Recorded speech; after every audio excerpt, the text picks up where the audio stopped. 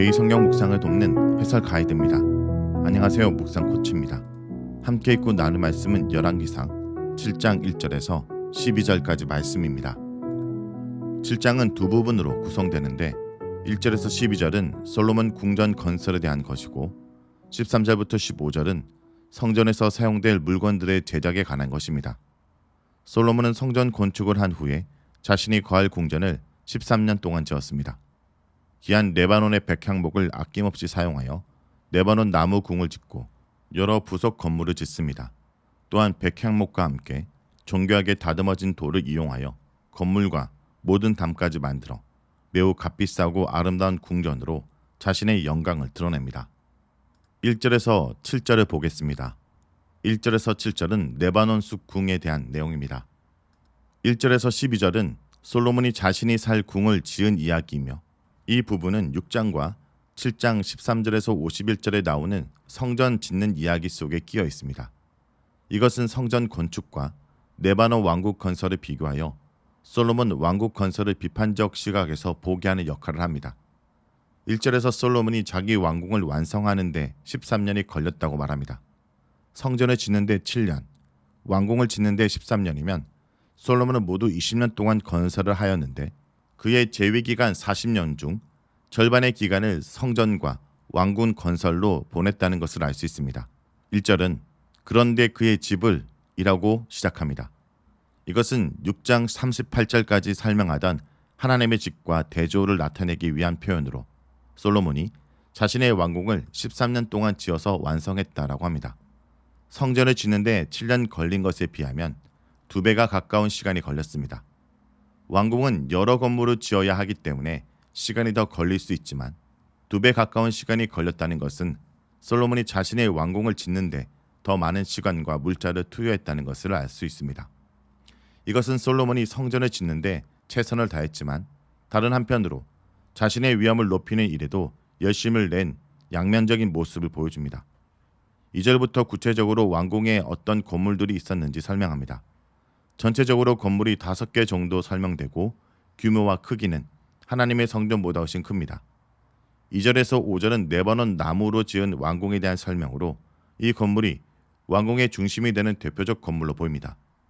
왕궁의 크기는 길이가 100규빗이고 너비가 50규빗이며 높이가 30규빗이며 전체 크기는 성전의 1.5배 정도 되고 높이는 성전과 동일합니다.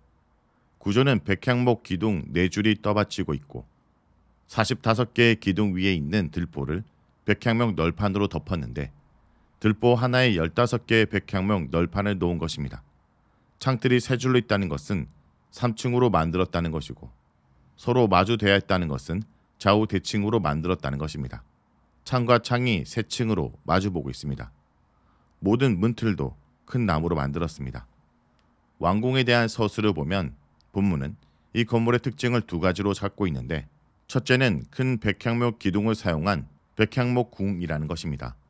기둥과 들보와 천장을 백향목으로 어떻게 만들었는지를 자세히 설명하는 부분에서 이것을 알 수 있습니다. 백향목은 고대 근동에서 가장 귀한 고급 목재이기에 백향목 궁은 솔로몬의 부와 영화를 드러냅니다. 둘째는 양쪽의 대칭을 이룬 3층 창을 가지고 있었다는 것입니다. 정확히 어떤 모양으로 창이 있었고 방이 존재했는지 세부적인 구조는 재구성하기는 어렵습니다. 하지만 마주보는 3층 창이 있었다는 것은 분명합니다. 6절에서 7절은 왕궁의 주랑에 대한 설명입니다. 기둥을 세워 길이가 50규빗이고 너비가 30규빗이 되는 주랑을 세웁니다. 크기는 레바논 궁보다 조금 작은데 이 주랑 앞에 이보다 작은 주랑을 더 만들었고 그 앞에 또 기둥을 세우고 덮개를 만들었습니다. 주랑은 단지 기둥만 늘어서 있는 복도와 같은 공간이 아니라 벽이 있는 건물로 기둥이 많은 건물을 주랑이라고 표현하고 있습니다. 이 주랑은 용도가 불분명하지만 7절과 연결하면 재판을 열거나 왕으로서 공식적인 업무를 보던 장소인 듯합니다.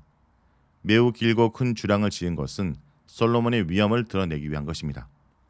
7절에서는 재판정에 있는 재판하는 주랑이 지었는데 그 바닥 목재를 귀한 백향목으로 깔았습니다. 바닥을 백향목으로 깐 것을 보면 솔로몬은 자신의 궁전을 짓는데 재물을 아끼지 않았습니다. 다른 건물보다 특별히 재판하는 주량에 대한 언급은 솔로몬이 하나님께 재판의 지혜를 받았다는 것과 연결되어 또한 솔로몬의 중요한 임무가 백성들을 지혜롭게 재판하여 하나님의 공의가 이스라엘 땅에 널리 퍼지도록 하는 것임을 나타내기 위한 것입니다.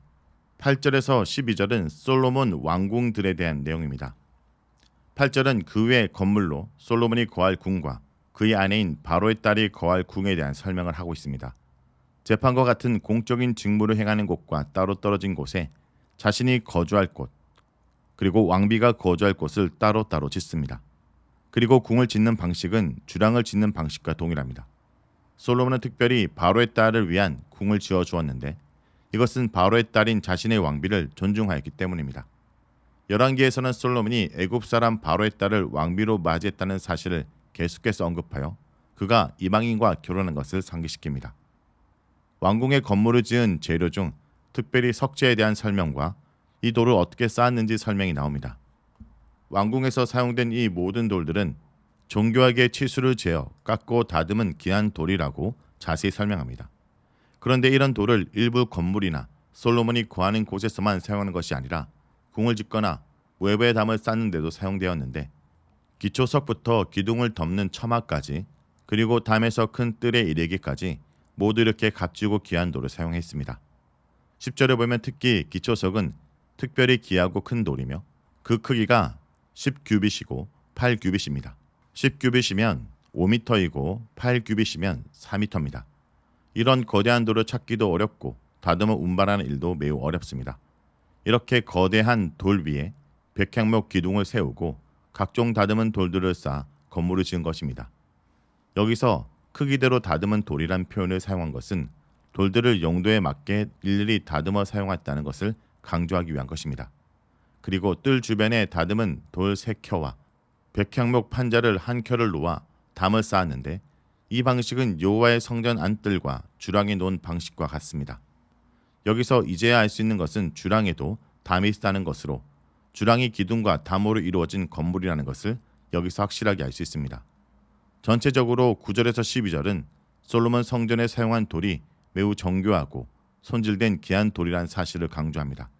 솔로몬이 성전을 짓는 데 매우 많은 재물과 시간과 노력을 들였다는 사실을 알리고 있습니다.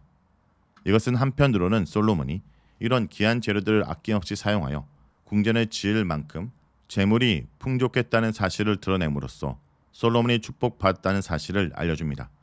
하지만 다른 한편으로는 하나님의 성전과 비교할 때 솔로몬 궁전의 규모와 호화스러움은 자신의 영광을 드러내려는 솔로몬의 욕망을 반영하고 있습니다. 축복받은 사람이 갖는 인간적 딜레마를 솔로몬에게서도 볼 수 있습니다. 솔로몬이 궁전을 짓는 모습은 다윗이 솔로몬을 짓는 모습과 대조됩니다. 사무엘하 5장 11절에서는 히람이 백향목과 목수와 석수를 보내니 그들이 다윗을 위하여 집을 지었다고만 언급합니다. 비록 다윗은 하나님께서 늘 승리를 주시고 강성하게 하셨지만 전쟁에 더 집중하였고 자신의 궁전을 짓는 일에는 심혈을 기울이지 않았습니다. 다윗은 전쟁을 통해 하나님의 영광을 드러내었습니다. 하지만 솔로몬은 평화 시대를 살면서 여호와의 성전을 짓는 것과 자신의 궁전을 짓는 것으로 여호와의 영광과 자신의 영광을 드러내려 했습니다.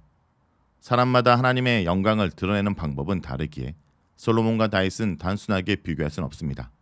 그렇더라도 그가 하는 일이 순수하게 하나님의 영광을 위한 것인지 아니면 자신을 높이고 싶은 욕망이 담겼는지 잘 점검해야 합니다. 자기 성찰이 부족하면 솔로몬처럼 자기 영광의 지혜, 하나님을 가볍게 여길 수 있기 때문입니다.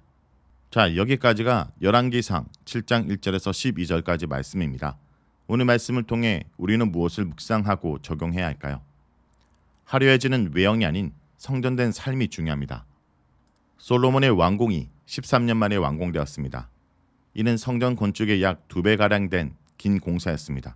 이것은 어쩌면 왕궁의 건축 이야기가 갖는 이중적 역할을 보여주는 것 같습니다. 우선 13년이나 걸려 지을 만큼 크고 웅장한 규모의 왕궁은 하나님 말씀에 순종하여 하나님의 식량대로 성전을 지은 솔로몬을 향한 하나님의 축복의 결과입니다. 영광스러운 왕국은 영광스러운 성전에 하나님이 임재하시기에 이스라엘이 누리고 있던 번영과 평화의 자연스러운 소산입니다. 하지만 성전이 아닌 자기 궁을 위해서 사람들을 역군으로 고용하여 13년 동안이나 노역을 시킨 것이나 하나님 말을 의지하지 않고 애국과의 동맹을 통해 나라의 안전을 유지하려는 속셈을 읽을 수 있는 바로의 딸의 존재는 선물과 축복으로 주신 이 왕궁이 얼마든지 탐욕스러운 권력의 중심주로 전락할 수 있음을 보여줍니다. 성도 여러분, 지금 우리가 하나님의 나라의 강건함과 하나님의 보호하심을 보여주는 방법은 가시적인 건물이나 물질적인 번영이 아닙니다.